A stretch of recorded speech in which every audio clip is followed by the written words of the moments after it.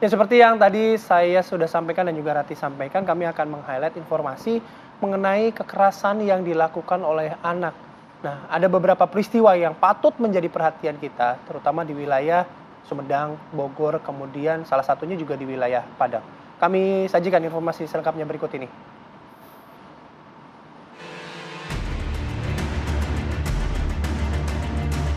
Kasus kekerasan yang melibatkan remaja sebagai korban sekaligus pelaku kekerasan kian meresahkan. Di Kabupaten Sumedang, Jawa Barat, seorang pelajar siswa SMK PGRI 2 Sumedang yang berinisial IW ini menjadi korban pembacokan oleh orang tak dikenal. IW tewas saat ditangani tim medis RSUD Sumedang setelah menderita luka bacok yang cukup dalam di bagian punggung korban. Hal ini terjadi saat korban berada di lokasi kejadian dan didatangi oleh pelaku yang langsung melakukan penganiayaan pembacokan. Polisi sempat mengamankan puluhan siswa dalam insiden tersebut meski akhirnya semuanya dipulangkan karena polisi berhasil mengerucutkan satu orang yang diduga melakukan aksi sadis tersebut. Di Kota Padang, Sumatera Barat, seorang siswa SMA menjadi korban penganiayaan dan perundungan sesama temannya hingga video penganiayaannya viral di media sosial. Dalam video pendek yang berdurasi 20 detik tersebut, tampak seorang siswa berseragam SMA melakukan penganiayaan terhadap seorang siswa SMA lainnya hingga korban terkulai lemas karena babak belur dipukuli oleh pelaku. Setelah diketahui pelaku kekerasan yang juga merupakan teman satu sekolah korban, polisi mengamankan pelaku. Sebelumnya, dalam video amatir memperlihatkan pelaku mengendarai motor membacok korban di tengah jalan saat hendak menyeberang selepas pulang sekolah di Simpang Pomat, Bogor, Jawa Barat. Akibatnya, korban yang berstatus sebagai pelajar SMK Bina Warga kelas 10 tewas di tempat dengan kondisi bagian kepala penuh luka. Dari hasil penyelidikan, pelaku yang terlibat dalam pembacokan tiba-tiba di tengah jalan itu berjumlah 3 orang. Ketiganya juga masih mengenakan seragam sekolah saat beraksi. Lantas, haruskah aksi sadis para remaja di bawah umur ini hanya dianggap aksi kenakalan remaja belaka? Tim TV One mengabarkan.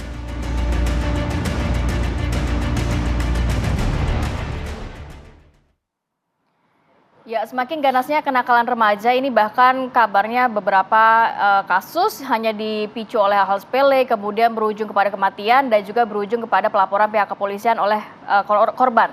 Kita akan membahas mengenai hal ini dengan dua narasumber yang sudah bergabung. Yang pertama sudah ada Bang Arit Merdeka Sirait, Ketua Komnas Perlindungan Anak. Selamat pagi, Bang. Selamat pagi. Sehat ya, Bang ya? Sehat. Alhamdulillah. Kemudian juga kita sudah bergabung bersama Ibu Retno Ernawati, Wakil Ketua P2TP2A Sumedang. Selamat pagi, Ibu Retno.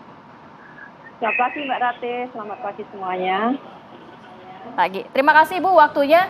Kalau kita melihat sedikit kasus yang dari Sumedang dulu, ini terjadi juga mungkin dapat dikatakan kenakalan remaja yang berujung kepada kematian dari korban. Sejauh ini bagaimana mengenai kasus ini di sana Ibu, silakan.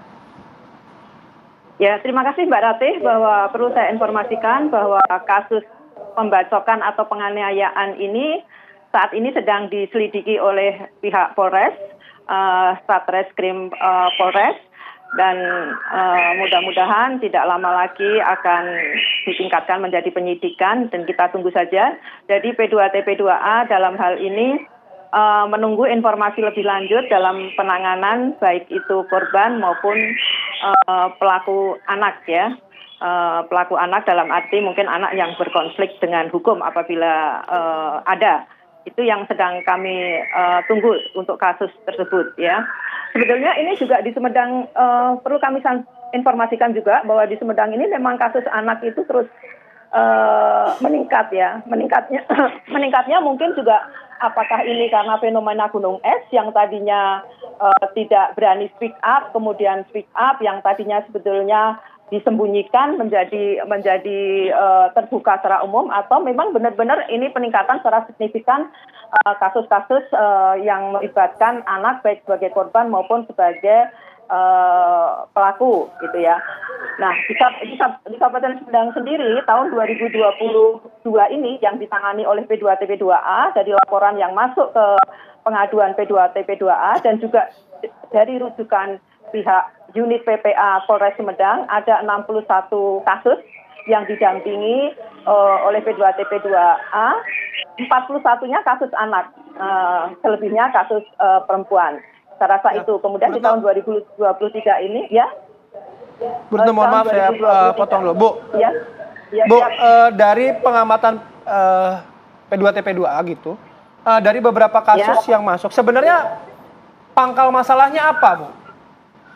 Nah, ini pangkal masalahnya kadang-kadang bermula dari hal yang sangat sepele, yang menimbulkan remaja kita mudah sekali tersulut. Kita juga, ini adalah keprihatinan kita bersama, sejak keluarga menjadi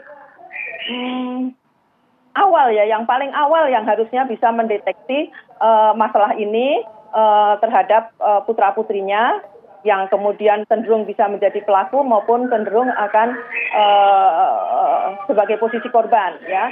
Kemudian juga pihak sekolah, saya rasa ini juga bisa secara lebih dini untuk mengetahui, mengidentifikasi kecermatan dalam melihat anak-anak didiknya, sehingga hal ini bisa segera terselesaikan di tingkat sekolah untuk upaya-upaya supaya tidak terjadi yang lebih dalam lagi. Saya rasa itu.